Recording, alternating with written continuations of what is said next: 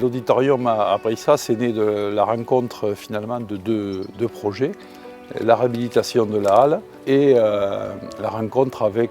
Jérôme et Pauline Chabert, qui sont des administrés de Brissas et qui sont tous les deux enseignants donc de musique et notamment sur l'orgue et le piano.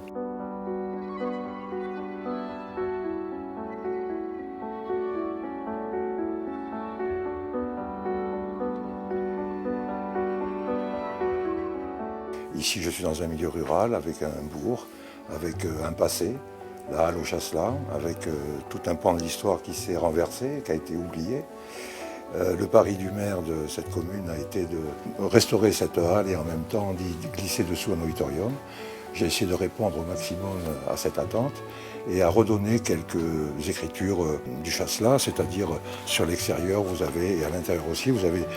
des planches qui, en fin de compte, représentent un cajot, un plateau à Chasselas, 12 cm de hauteur, 4 cm de pied. C'est là où on mettait le Chasselas autrefois, et là je l'ai stocké sous la halle en attendant que la vigne pousse et les récoltes se fassent. On ne voulait pas trahir l'esprit de la halle, qui est un lieu emblématique de Brissas, puisqu'il abritait un des plus gros marchés du sud-ouest dans la première partie et même jusqu'au milieu du XXe siècle, donc avec sa spécificité qui était le Chasselas, puisque c'est ici que se faisaient les transactions de ce raisin magique qui hélas n'existe pratiquement plus aujourd'hui sur nos coteaux. Difficulté technique majeure, c'est celle qu'il ne faut pas toucher au bâtiment existant. Donc on s'est glissé dessous, un peu comme une poupée russe, sans toucher ni le sol, ni les murs, ni la toiture. L'architecte voulait conserver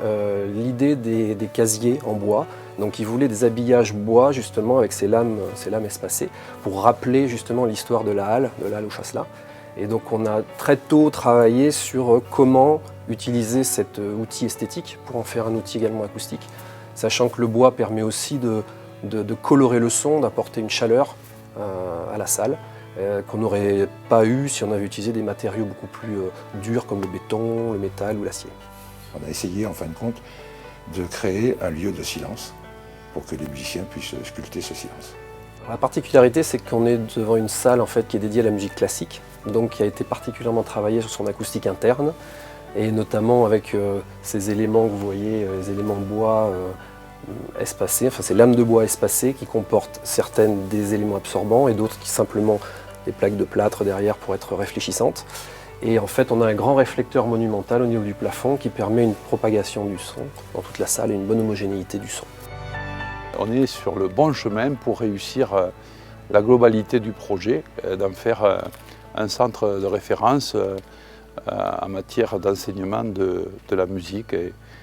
puisqu'on a créé l'Académie de musique de Brissas et on espère que ça sera une vraie locomotive pour Brissas et pour l'économie locale.